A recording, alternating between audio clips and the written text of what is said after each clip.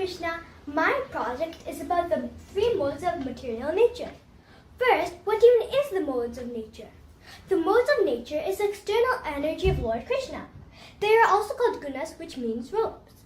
They bind the living entity as soon as it comes to the material world. How do the three modes affect us? The three modes affect us in our actions. The mode of goodness is the highest because people are pious, follow regulations, etc. People in the mode of passion are not satisfied with what they have and want more. People in the mode of ignorance are dull, lazy, inactive, etc.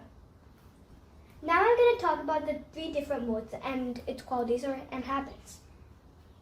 First is goodness. So in Bhagavad Gita 14.6, the Lord says that goodness is pure, illuminating, and frees one from all sinful reactions.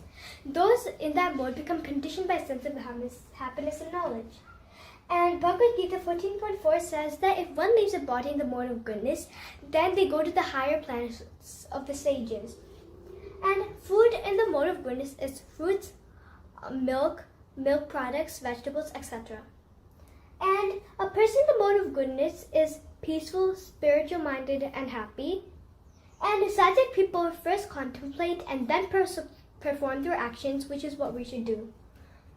Now I'm going to talk about the mode of passion. In Bhagavad Gita 14.15, the Lord says that after the living entity leaves the body, then they go to people engaged in fruitive activities. And Bhagavad Gita 14.17 says that passion is born of unlimited desires and longings. And Rajic people mostly prefer like foods that is deep fried, which is very oily, which is spicy, and that contains onion and garlic. One in the mode of passion is eager to achieve fame and wealth, and they're very greedy over endeavors. For the mode of ignorance, the Lord says in Bhagavad Gita 14.15 that the living entity in the mode of ignorance, he goes to the animal kingdom in the next life. One is foolish, mad, and under illusion if one is really in the mode of ignorance, which is confirmed in Bhagavad Gita 14.17. Tamasic people mostly prefer meat, leftovers, etc. And even if Tamasic people have the ability to work, they make no endeavor.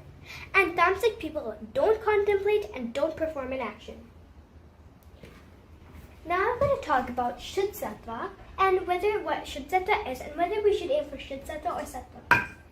Shuddha Sattva, or pure goodness, is beyond the modes of material nature and hence is higher than Sattva. In Sattva, people just help others, follow regulations, etc. However, in Shuddha Sattva, one makes Lord Krishna the center of his life and does the duties accordingly. Now, should we aim for Sattva or Shuddha Sattva?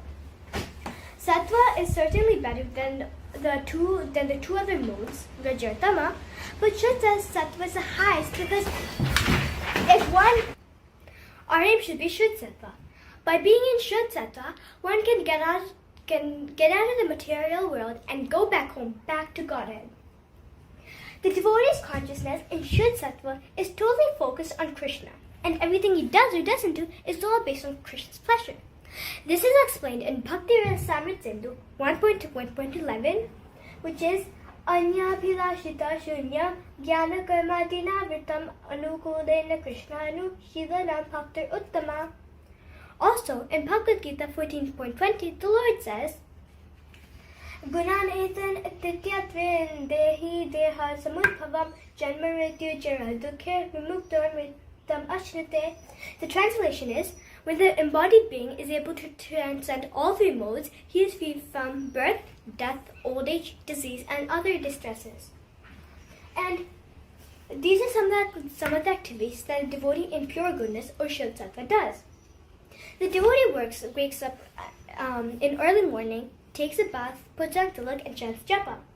And the devotee takes care of the Lord, the deities, by offering them bhoga, dressing them, and the devotee eats only prasad. And the devotee listens to lectures from senior devotees and reads the Krishna conscious books and does kirtan. So this is my project about the three modes. Hare Krishna.